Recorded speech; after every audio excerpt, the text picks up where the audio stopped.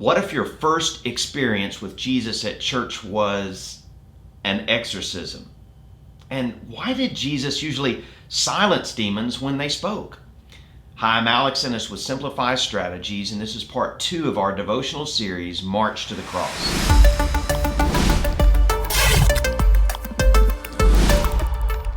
Hey, thanks for joining us today. At Simplify Strategies, we give God-inspired solutions for your personal challenges to help you find your path forward. Today, we begin with part 2 of our devotional series, March to the Cross. During this series, we will look at 25 unique persons and things Jesus met on his way to the cross and resurrection. In case you've been wondering, well, what things did Jesus meet on his way to the cross and resurrection? The demon at church certainly qualifies as our first thing. So here's the story. Jesus and his companions, that's the disciples, went to the town of Capernaum. When the Sabbath day came, he went into the synagogue and began to teach. The people were amazed at his teaching, for he taught with real authority, quite unlike the teachers of religious law. Suddenly, a man in the synagogue who was possessed by an evil spirit began shouting, "Why are you interfering with us, Jesus of Nazareth? Why have you come to destroy us? I know who you are, the Holy One of God." Jesus cut him short. "Be quiet, come out of the man," he ordered.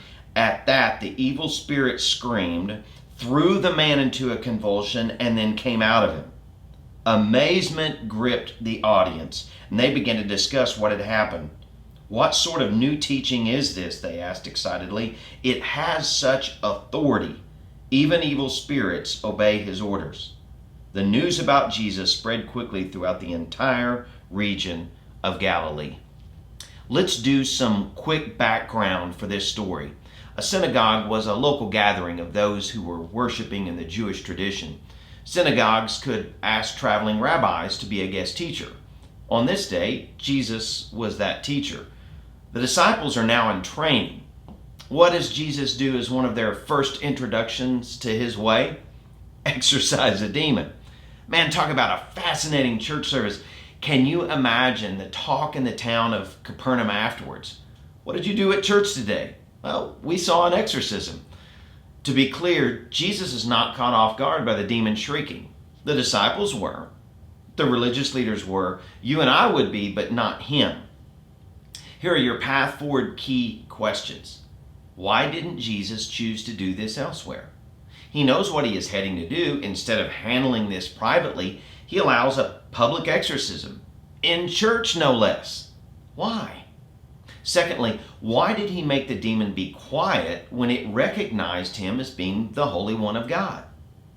Here's the first thing.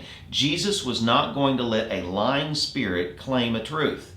Jesus knows to affirm the demon means that the next statement that the demon will give is a lie. Once you defer the truth to the demon, you can't then call what it next says as a lie. You're on defense at that point. He just commands the demon to be quiet, doesn't affirm or deny. Secondly, the demon is shrouded in religion. I'll never forget when we were planting our first church in downtown Cleveland, Ohio. I knew we've got to find a way to meet people. Well, how do you meet people and learn what's going on? Well, you go to a salon. Now, normally I'm good for about a $5 or $10 haircut at some barbershop, but they didn't have that in downtown Cleveland, so I went to the local salon, and I went in there and met a young lady, and as we're talking, I was like, oh man, how are we going to get into this as to what I do? She's probably going to ask. Here's what took place.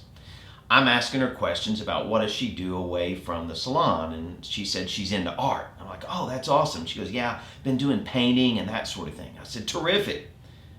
I said, what kind of art do you do? And she said, oh, I've been doing a lot of nudes lately. Now here's what I'll tell you. They don't cover this in college. They don't cover this in seminary as to what you do when someone says that to you.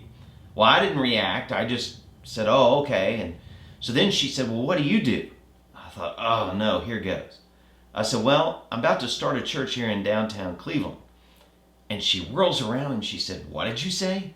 I said, yeah, it's what I'm about to do. She goes, oh, I'm not into religion or anything like that. And I said, man, me either. Religion will kill you. It's what killed Jesus. She said, "What did you say?"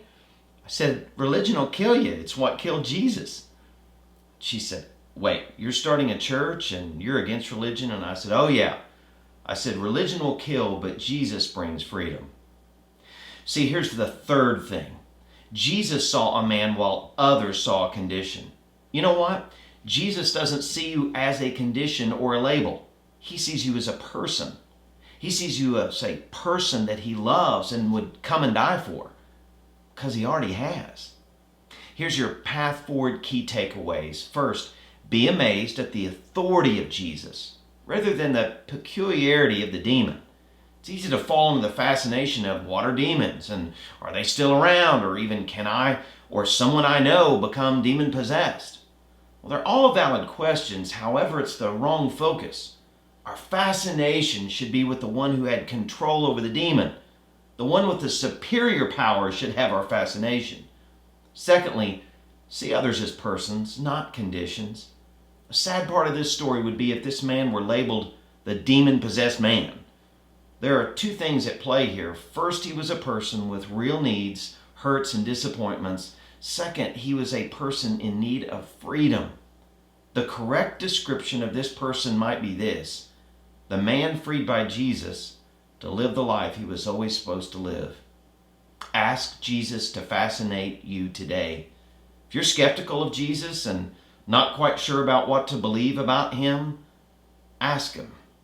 He certainly did the early disciples, and he will do this for you as well.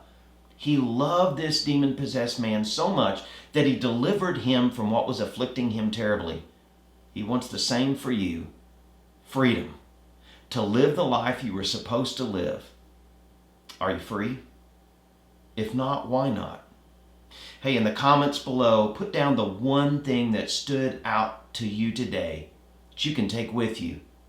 Hey, everybody, go and ask to be fascinated and amazed by Jesus today. Know that he exists to fight for you and bring for you freedom. In part 3 of our devotionals, we discuss feeling overlooked.